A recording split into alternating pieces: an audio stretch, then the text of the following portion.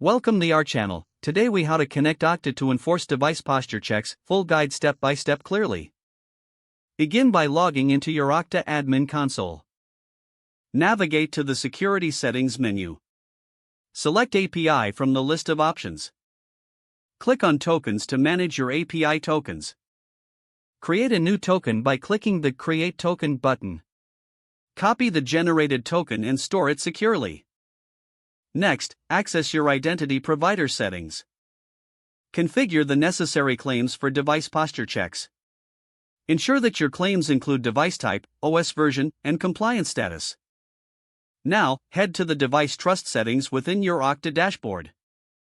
Enable device posture checks. Choose the desired posture check options, such as managed or unmanaged devices. Integrate with your endpoint management solution, if applicable. Return to the security settings and select Adaptive MFA.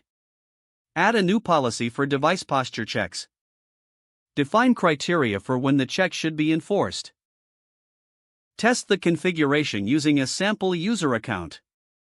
Log in with the sample account to verify posture checks are in effect. Review any alerts or logs generated during the test. Adjust settings as necessary based on the test results. Finally, document your setup for future reference and troubleshooting. If the page does not load, refresh the browser or try again in a private or incognito window. Make sure you are using the correct email address, then retype it carefully to avoid small typos. If your password is not accepted, use the reset option and create a new strong password you can remember. Check your spam folder for verification or security emails, then complete any requested confirmation steps. Enable two-factor authentication if available to improve account security and reduce unauthorized access risk.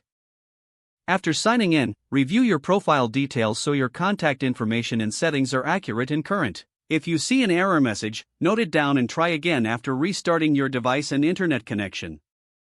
Don't forget to like this video and subscribe to our channel for more step-by-step tech guides.